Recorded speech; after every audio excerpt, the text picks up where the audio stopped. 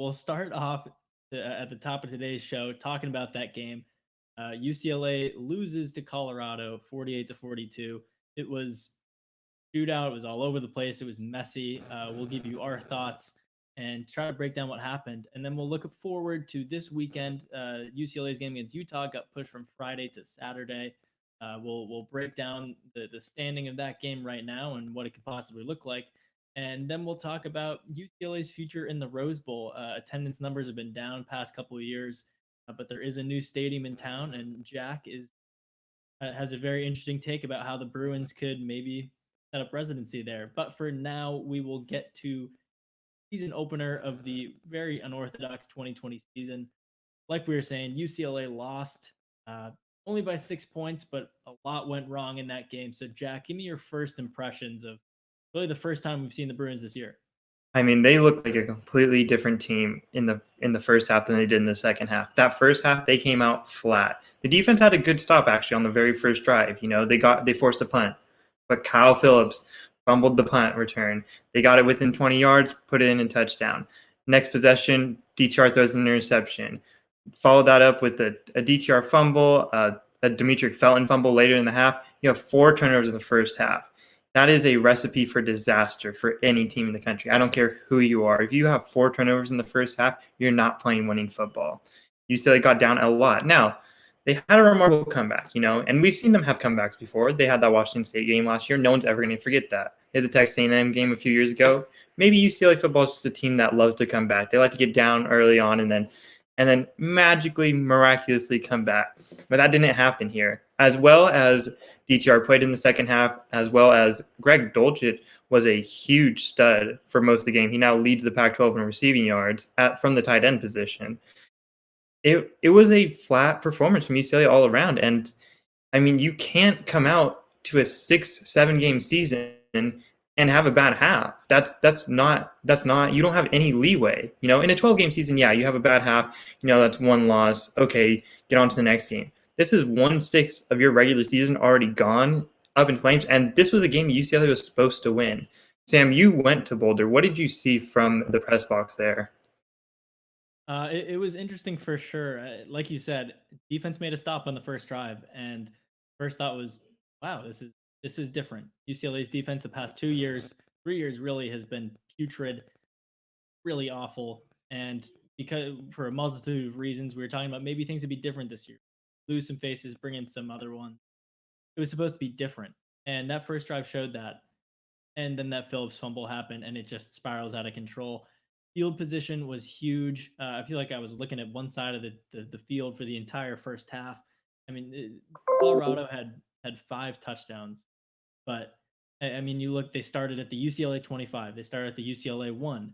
Their third touchdown, they started at their own 24. That was an actual long drive. And their fourth, they started the UCLA 7. So it's really the defense did not play well. They played very poorly.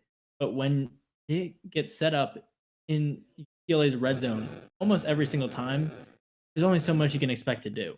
And then for the rest of the game, you have Carl Durrell, Sam Neuer running that offense with a lead, and it was it just goes to show why UCLA was able to come back against Washington State last year, which I also went to, and the energy was just so different at that game because Washington State running the air raid, being aggressive, still throwing the ball, going all out, leading by 32 points, 31 points. Colorado wasn't doing that. They were running the ball, just shoving it down your throat, run, QB draw, short throw, QB draw, run. And that's why UCLA could not force a turnover. At Washington State, they stripped the ball, they had interceptions, they had special teams touchdowns, but in Boulder, they couldn't turn it over, and that's why they couldn't come back. Dorian Thompson-Robinson was bad in the first quarter. He was bad for most of the first half, but he kind of brought it together. He opened the second half with that 65-yard run. He had the touchdown to Mike Martinez with a minute and a half left to make it a 6-point game. But the thing is, that doesn't matter when you're down by 28 points. It'd be one thing if your defense could strip the ball, get you the ball back, give you good field position. But when you're forced to make long drives every single time's not on your side, and it's not going to happen. So it just wasn't in the cards for UCLA, despite definitely a better second half. Yeah, let's be honest. This defense all preseason, we'd heard them hyping themselves up. Couldn't be much worse than last year, finishing 129th in pass defense, going up against Sam Neuer, who was a safety last year, hadn't started a game since 2015 when he was in high school, going up against the backup running back for Colorado because their starter is now out for quite a while. They didn't have their starting wide receiver. They lost their best two wide receivers to the NFL last year, and then their best wide receiver coming back this year was also out for the game. And UCLA's defense still could do absolutely nothing. It looked like a performance from last year. And they talked a lot about Coach Brian Norwood coming in, taking over the defensive backs room, coming over from Navy, where they had a pretty solid defense, coming in, changing the system, going to a more 4-2-5. I mean, you couldn't really see it that often, but it didn't look like it worked. And I predicted before the game that this would be a shootout. I thought a lot of the defenses across the Pac-12 would be a little rusty. Some of these new quarterbacks coming in, some of these new offenses being implemented would throw teams off, and it would take them a while to adjust. But you can't give up 48 points to Colorado, who's arguably one of the weaker offenses in the conference. I mean, obviously not now. They look like they were one of the best when they went up against the UCLA defense. But how is UCLA supposed to contend with, maybe not Utah this next week, but you got Oregon on a Friday next week in Eugene? How are you supposed to compete with an offense that looked like they just dismantled Stanford? How are you going to deal with the USC team, an Arizona State team later down the road where they didn't have great week ones, but we know they can bounce back. We know they can put up points against weak defenses. UCLA has no answer to that right now. There's no one on that defense that's really taking it upon themselves to elevate this team to a next level.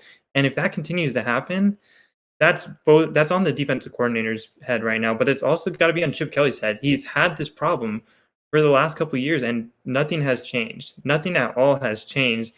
And you can't go into Boulder in a game that you're favored by 6.5 points and go down double digits, go down by 20, almost 30 points in week one. That is a recipe for disaster for a very short season.